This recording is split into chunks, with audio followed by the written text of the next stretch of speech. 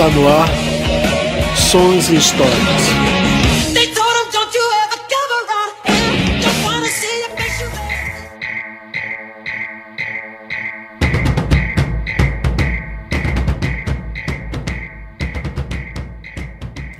E aí, galera? Sou Raildo Vasconcelos. Eu sou Daniel Queiroz. E hoje a gente vai começar falando sobre o movimento Mangue Beat, principalmente o disco do Chico Science e a Nação Zumbi, o primeiro, Da Lama ao Caos. E a gente, pra não esqueça de acompanhar a gente no YouTube, no Facebook, no Instagram, apesar de a gente não estar colocando nada. E na Rádio Internova FM, Rádio Web. Então hoje a gente vai falar sobre o disco Da Lama ao Caos, do Caos da Lama, do Chico Science, que é o disco de 1994. Um disco extremamente importante dentro do cenário brasileiro dos anos 90, principalmente dentro do cenário dos anos 90, onde não acontecia nada de inovador, e chega essa banda da Nação Zumbi com o Chico Science fazendo essa grande inovação de misturas de hip hop, guitarra elétricas, maracatu e... Na lista dos 100 maiores discos da história, ele figura como 13º, segundo a Rolling Stone, né? É um discão, né? Principalmente nos anos 90, que sai daquele cronograma dos anos 80, onde você tem aquele arsenal do pop, né? Pop, Tecnopop, né? Do pop, do que foi a juventude lá dos anos 80. E você vai ter um marasmo dentro desse interior, onde vai surgir o sertanejo, a lambada, né? A lambada, o experimentalismo, o rock, ele começa a dar um branco. Então só quando chega nos anos 90, com essa levada desse pessoal, que a gente não pode esquecer, o Chico Science, ele tá contextualizado com Chico Science e a Nação Zumbi. Ele tá contextualizado com Sepultura, com Skank, com Raimundos, que era um pessoal que tava buscando essa coisa, essa brasilidade que tava meio esquecida quando começou ali no início dos anos 80, que ficou uma coisa meia...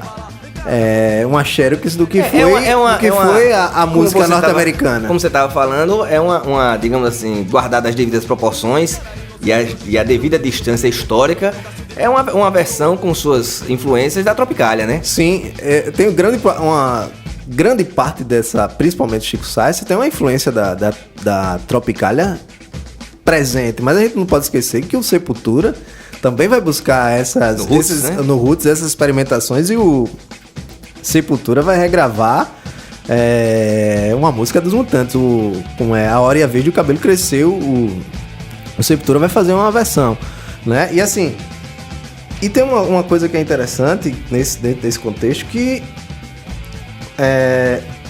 esses anos 90, ela vai ser uma coisa muito original para o que, em comparação com os anos 80. Vai ser uma coisa muito original. E essa junção da música pop com influências de música regional, de música, vamos chamar assim, étnica também. Sim. Ela já vem desde de muito tempo acontecendo de maneira assim, do Nordeste. Não, né? E assim, no Nordeste o movimento armorial, né? O movimento armorial, só que o movimento armorial, ele tem uma pretensão de preservar o discurso da cultura nordestina, né? É uma coisa que o Ariano Suassuna vai defender com unhas e dentes, esse discurso da cultura da cultura nordestina, da hegemonia da cultura nordestina, da cultura nordestina ser preservada em todo esse patamar. Isso é uma construção desde lá do manifesto regional de 26, onde a elite cultural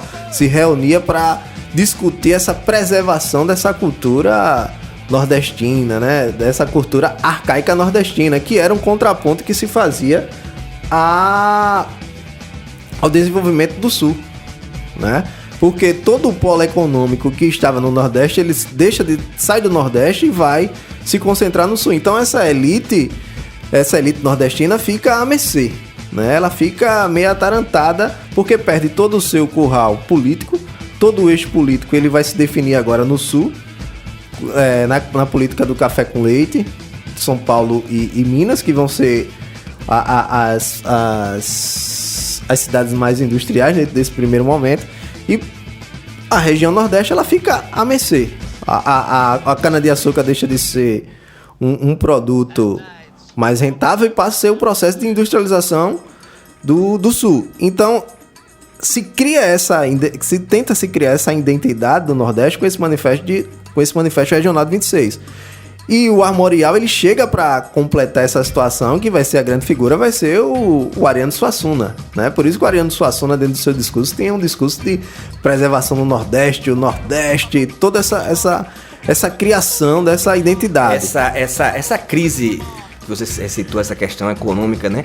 Ela só vem a cana-de-açúcar, ela só volta, digamos assim, aos holofotes depois da Revolução Cubana. Sim. Porque quando você Cuba deixa de vender a cana-de-açúcar e os países compradores voltam os olhos para a América do Sul. Então, né? assim, você tem essa situação, né? Então, o movimento armorial, ele vai fazer esse contraponto à concepção, em primeiro momento, aos tropicalistas, lá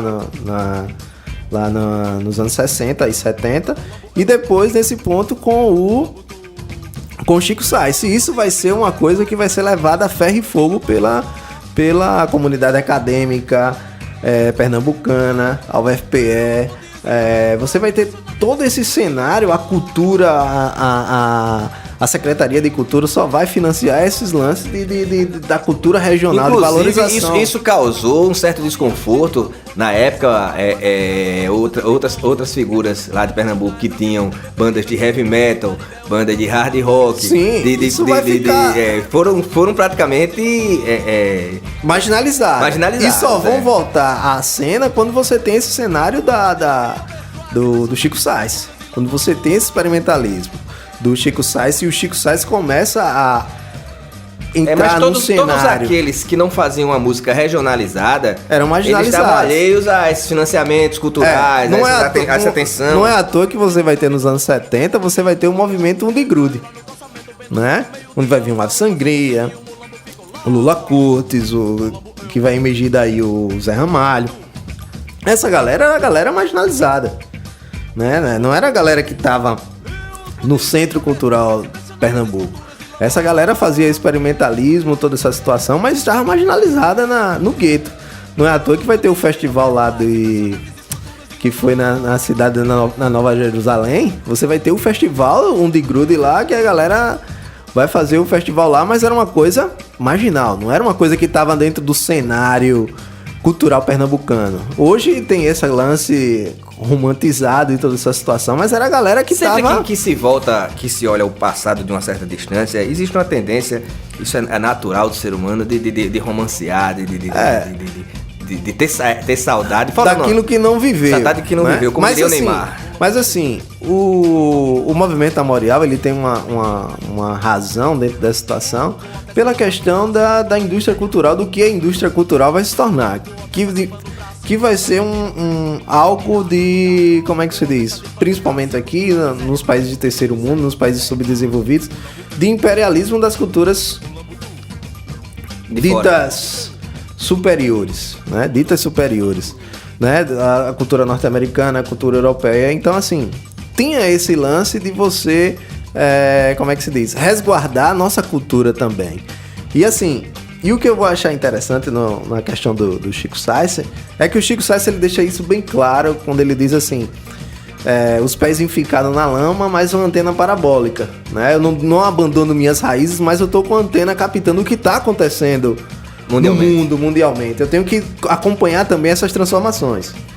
E aí também dentro desse cenário dos anos 90 e 92 é lançado o manifesto Caranguejo com Cérebro, que quem vai fazer isso é o Fred 04, né? Que é o grande... A galera fala do Chico Sainz, mas o grande idealizador do movimento Mangue Beat vai ser o Fred 04. Não é à toa que o Fred 04, o Chico Sainz chamava o Fred 04 de o Joe Strummer do Recife, né? Então, assim, dentro desse cenário, você vai ter essa situação. E assim, e o que é interessante, que a gente esquece de falar... é que o Chico Sainz ele sempre está denunciando a questão do mangue, né? A questão da morte do mangue, né? Onde o mangue é vida. Né? O mangue, ele é falado na... Ele já tava falando das questões ambientais. Até porque ele é influenciado, muito influenciado, pelo livro Homens e Caranguejos, do escritor pernambucano Josué de Castro. O Josué da fome, né? O Josué vai ser quando foi perseguido pela ditadura, que foi exilado, a ditadura militar chamava ele de Josué da fome, porque o trabalho dele era trabalhar na fome, em cima dessa questão da fome. Ele era médico, geógrafo, cientista social, político, sim, ativista brasileiro de combate à fome, foi embaixador brasileiro na ONU, ele foi presidente do Conselho Executivo da ONU para Agricultura e Alimentação. E ele era, como é que os caras chamam, era da OAS, alguma coisa assim, sobre essa questão da fome, da órfã, algo desse tipo. O Josué de Castro, uma das frases célebres dele é dizer: a fome não é algo natural, é uma criação humana. A fome é um produto do sistema. Né? Uma criação humana, e que o homem poderá diminuí-la ou estipá-la, né? Porque ele vai na geografia da fome. O Josué de Castro falava que a fome não era algo que se acontecia naturalmente, né? Porque a abundância de comida tem. Ele falava assim, antes se justificava a fome por causa da questão da guerra, por causa da questão da locomoção, mas como hoje, dentro desse processo do mundo moderno, de industrialização, de transporte, de toda essa situação, como é que você pode ainda existir a fome? Outra relação que ele fazia, ele dizia que as superpopulações, veja bem, uma relação difícil até de você fazer essa relação que ele fazia, que as superpopulações tinham a ver com a fome. Sim. Ele fazia essa relação. Mas que não é a questão da superpopulação, não é o que vai ocasionar a fome. Não, ela era um produto da fome. Ela é um produto da fome. Produto da fome. Ele inverte toda aquela lógica de IPA e PG do lado dos caras moderno, que a sociedade crescia em PG e a alimentação crescia em IPA. Isso, ele desmonta toda essa ideia, né? Inclusive, eu dei uma lida nesse livro Homens e Caranguejos e, rapaz, muito interessante, vale a pena. Fica aí a obra do Josué de Castro é interessante, né? Que foi, acho que é o grande mentor intelectual dessa questão do caranguejo aí, né? O símbolo do caranguejo. E assim, voltando àquele lance do Armorial, enquanto o Armorial tentava defender a cultura nordestina, né, com Ariano Suassuna, influenciado pelo manifesto do manifesto de 26, o manifesto regionalista, o manifesto Caranguejo com Cérebro, ele deixa uma coisa totalmente avessa a essa situação, mas não deixa de valorizar a questão regional. E aí tem um trecho que ele diz bem assim: hoje os Mangue Boys e Mangue Girls são indivíduos interessados em hip hop, colapso da modernidade, caos, ataque de predadores marítimos, principalmente tubarões, moda, Jacques do Pandeiro, Josué de Castro, rádio, sexo não virtual, sabotagem, música de rua, conflitos étnicos, midiotia, Malcolm McLaren, os Simpsons e todos os avanços da química aplicados no terreno das alterações da expansão da consciência.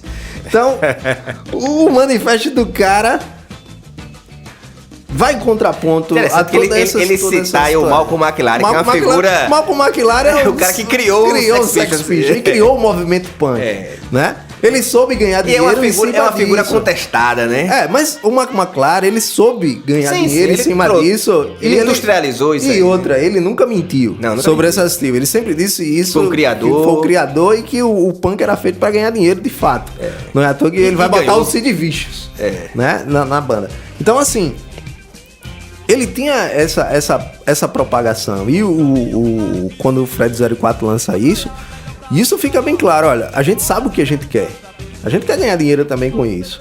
A gente tá antenado às situações do que tá acontecendo lá fora. Mas isso não quer dizer que a gente vai abandonar o regional, que foi o que aconteceu na geração anterior. Mas se a gente for analisar, cara, a música regional, né, ao longo do tempo, você pegar, como a gente citou no programa passado, da questão do trio nordestino. Você já vê em algumas gravações já uma guitarra, você já vê instrumentos elétricos, ainda que não seja o instrumento que tá à frente do som, mas ele tá lá fazendo um ritmozinho. Mas sempre coisa. teve. É aquela coisa como o Arnaldo Batista vai dizer, que não foi... O problema não foi a introdução da guitarra brasileira na música... Da guitarra na música brasileira. O problema não foi esse. O problema foi o contrabaixo. Né? O contrabaixo na música popular brasileira, que quando vai dar uma outra levada, né? E uma outra dimensão. Então, assim... Mas aqui, quando você tem esse sentido, porque o que é que vai ser, quando você chega ali nos anos 80, o que é que vai ser mais o Jacques do Pandeiro? Onde tudo vai ser inundado pelo rock, o rock brasileiro. Essas figuras é aquela história que também foi citada no programa passado, né? Que a cultura regional, ela em alguns momentos da história é vista como o ápice da manifestação popular, esquecida. E alguns é vista como ignorância, né? Pois é. Então, assim, e dentro desse momento dos anos 90, você tem a chegada da MTV, a industrialização da indústria de massa chegando com força, né? A questão das TVs a cabo chegando com todo esse sentido. Então, você tem, dentro desse sentido, o que é que tá acontecendo? E no momento dos anos 90, já que o disco é de 94, o ano 94 traz questões diferenciadas. A chegada do CD mesmo, como forma de massificada. A própria questão do plano real, que trouxe um poder econômico melhor para a população. Para aqueles que estão ouvindo e lembra, o ano de 93, a inflação do Brasil foi 2.000% em 93. Depois do Plano Real, os 6 meses depois do Plano Real, já que o Plano Real foi lançado dia 1º de junho de 94, depois do Jogo do Brasil, né, no mesmo dia do Jogo do Brasil. Nada oportuno. A inflação foi 19% nesses 6 meses.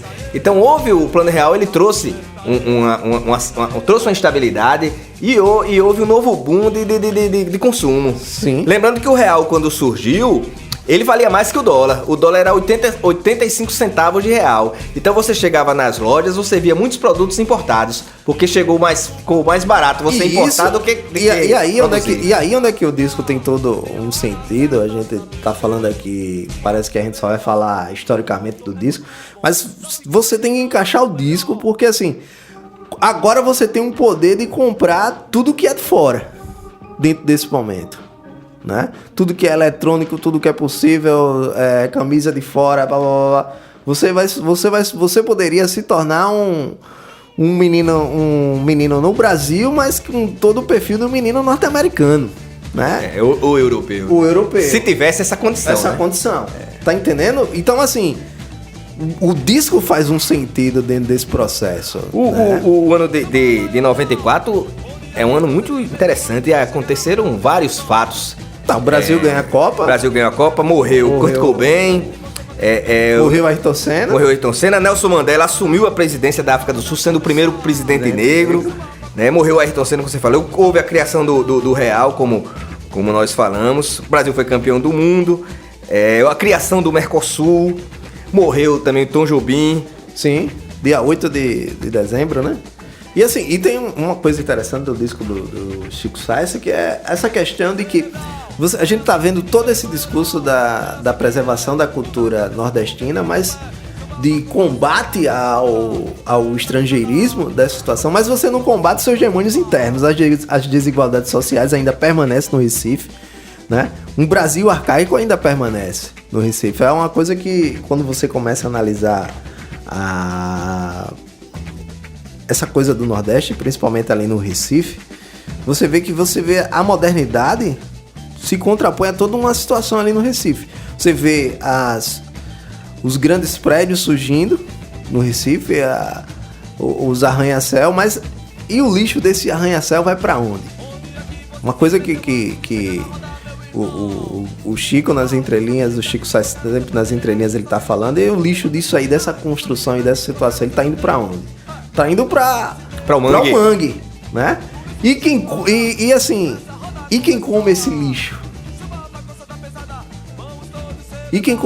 Esse lixo, ele volta para essa sociedade pernambucana, Porque é ela que se alimenta do próprio caranguejo. Então, o recifense, ele come a própria merda, se você analisar dentro desse contexto. Isso não é uma particularidade só do recifense. Acho que é uma particularidade da humanidade, né? Porque se você vê na Europa, mas assim, a água usada é reutilizada, né? Mas ela é reutilizada. Aqui dentro desse processo, não. Mas dentro desse processo, não, você está poluindo.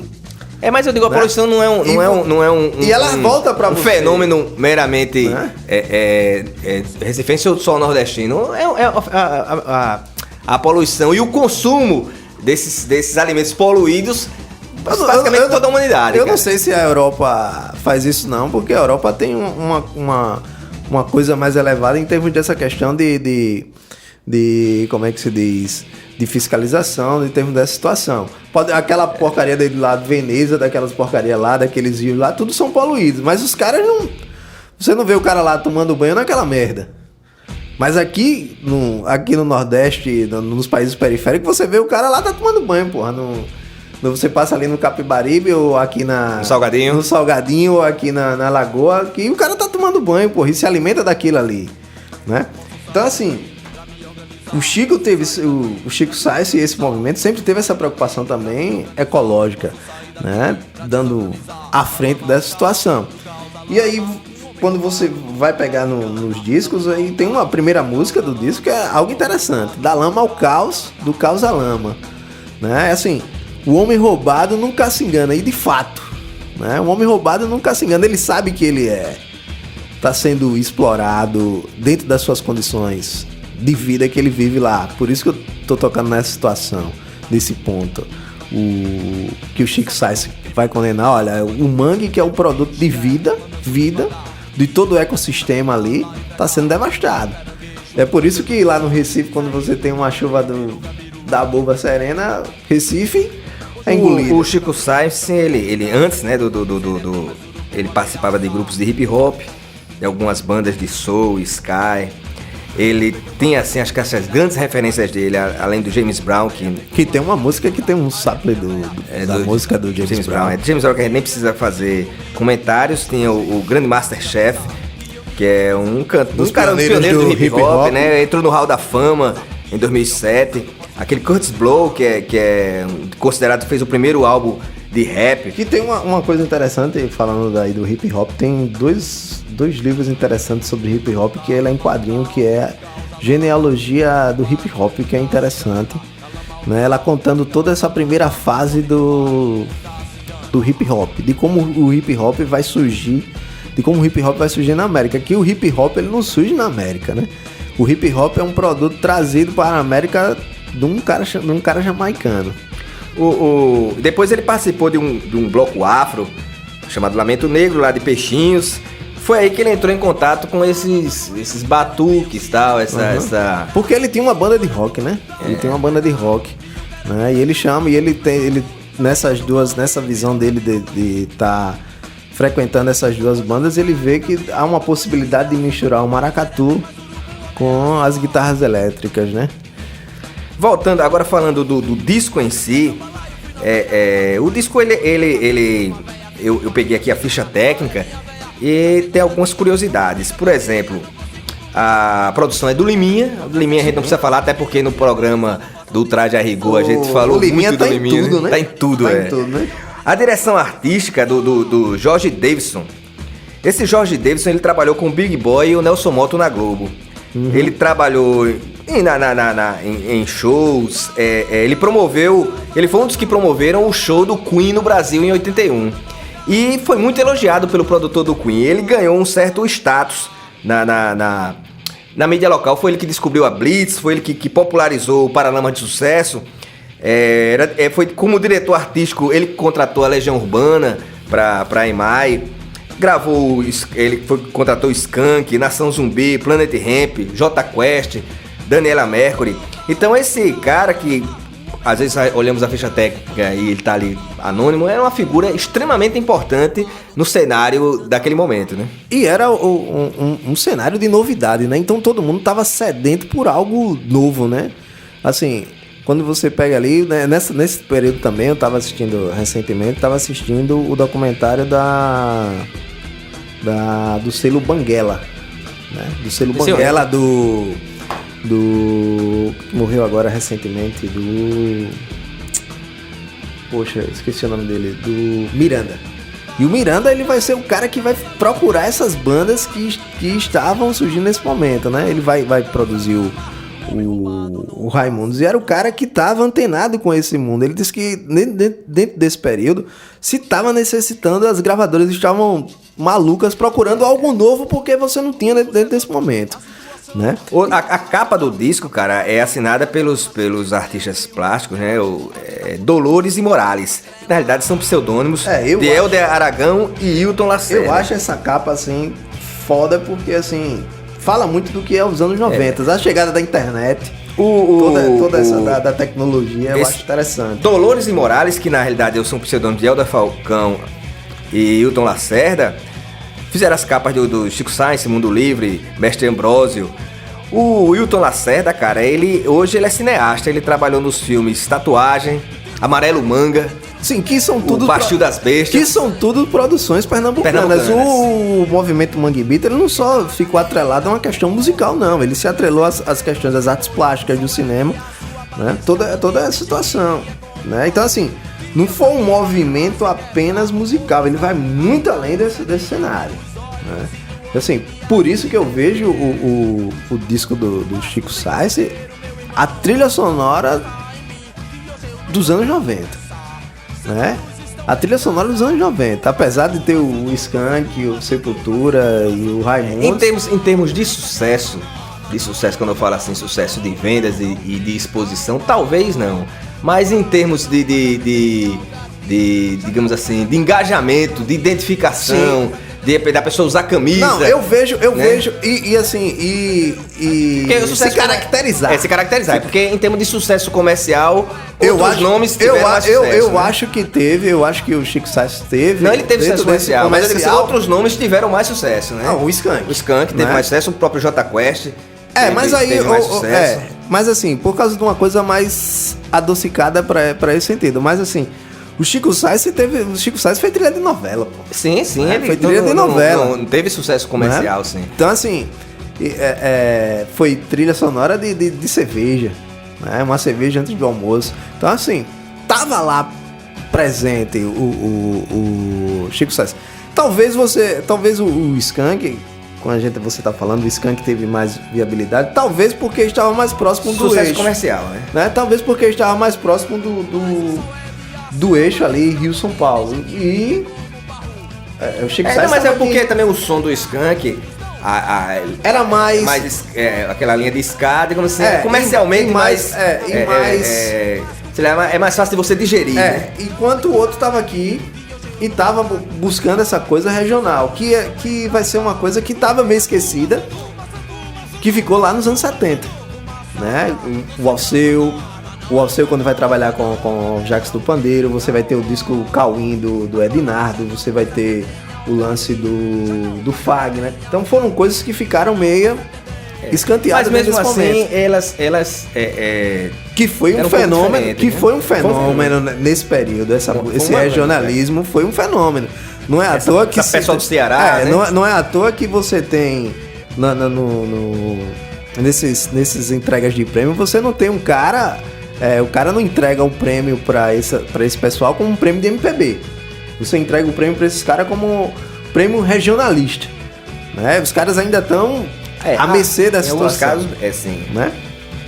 E sobre o disco, o que é que você destacaria? O disco foi gravado nas nuvens, né? No estúdio do Liminha, no estúdio do Liminha, né? E assim, pra mim, a música começa com um monólogo de pé de ouvido, que pra mim é fenomenal essa introdução do disco, né? Quando você abre o disco, esse monólogo do pé do ouvido, quando ele fala de Zapata, todos os Panteras Negras, isso pra mim dá uma identidade do que a banda tá se propondo a fazer, né? E mostra também as suas origens desse sentido. Que você tá falando dos Panteras Negras, você lembra de James Brown, você lembra de hip hop, você lembra de música negra, né? E quando você fala a cidade não para, né? A faixa 2, a cidade não para, a cidade só cresceu, de cima sobe, de baixo desce. Você tá dentro desse processo de engajamento e você denunciando o que o Recife é, o desenvolvimento do Recife, mas a sociedade ainda permanece na sua, como é que se diz, a margem dessa são músicas situação. atuais, né? São músicas extremamente atuais. A música faz todo sentido, é por isso que eu vejo esse disco do Chico Sainz, ele é atemporal dentro desse sentido, né? E ele não... E quando você utiliza, cara, elementos regionais, o próprio Pepeu Gomes fala isso. O Pepeu Gomes, ele defende que se você quer ser um guitarrista para fazer os links e frases de um Jeff Beck, de um Jimmy Page, ele acha que dificilmente você vai ter um sucesso, porque já existe esse escaralhar. Quando assim, você se utiliza de elementos regionais, como por exemplo o Santana faz, então você traz uma nova bagagem, uma nova roupagem. A própria Inglaterra nos anos 60, a gente esquece de falar, a própria Inglaterra nos anos 60 ela vai fazer isso, né? Quando você pega o som progressivo... E o folk, né? O folk inglês, né? Folk inglês. Quando você pega o rock progressivo, a gente fala de o Pink Floyd, o Genesis, o Yes e tal, mas você esquece que existia um outro cenário a parte desse mainstream, que era o pessoal de Canterbury, a galera usando instrumentos locais, instrumentos regionais, e você tava experimentando toda essa situação. A influência da música barroca, né? Pois é, e assim, a gente acha que isso é uma coisa só nossa, o experimentalismo é algo nosso, como é que se diz? Essa mistura é algo só nosso. Não, pô, o mundo é criado a partir dessas experimentações e dessas misturas. A cultura não é algo que está imóvel, é parado. Se nós formos olhar para os americanos mesmo, você vê, por exemplo, o Creedence, no momento em que ali em São Francisco todo mundo fazendo som psicodélico, aí os caras fazem um som country mesmo, da raiz americana, né? Tá entendendo? Então assim, você tá... essa situação, né? Então assim, não é algo só o experimentalismo do tropicalismo nem do movimento Mangue Beat. E aí a Praieira, que vai ser uma música, aí vem a terceira música, que é Praieira, que é a música que vai entrar no cenário nacional de grande sucesso. Samba Macosa, que é essa música eu acho interessante porque ela, ali no meio da música você tem um sample de uma música do James Brown, né? Então assim, pra mim esse disco ele não deveria estar só entre os 10 da Rolling Stone. Ele é o 13º, né? Pra mim esse disco ele deveria estar entre ali depois do Novos Baianos. Dos Novos Baianos ou algo do tipo. Porque assim, se a gente for falar de Novos Baianos, de experimentalismo e de mistura, o Acabou Chorado dos Novos Baianos é a mistura completa do samba, do João Gilberto com o rock lá do Jimi Hendrix. E que se você pegar os primeiros discos da banda, os primeiros compactos da banda, você vai ver que é um disco voltado pra rock. Pra rock and roll. Né? Então assim, e o que o Acabou de Horário ganha como top dos tops de todo mundo é pelo experimentalismo e pela mistura. É por isso que eu tô dizendo, pra mim, esse disco deveria ali estar entre segundo ou terceiro, ou até primeiro do que o dos Novos Baianos. Porque agora, apesar de eu gostar do disco do Acabou Chorar, do Acabou Chorar, mas pra mim não é o meu disco predileto dos Novos Baianos. Mas em termos de literatura, a gente falou do movimento Mangue Beat, falou da música, falou a questão até do cinema aí. E muita coisa já foi escrita sobre esse momento, né, da música. Que livro você indicaria? Eu indicaria o livro do José Teles, Do Frevo ao Mangue Beat, que pra mim é um livro que sintetiza ali todo esse cenário do que é Pernambuco culturalmente, né? Pra mim essa é a minha indicação. Beleza, galera. Um abraço. Valeu aí. Até a próxima. Até a próxima.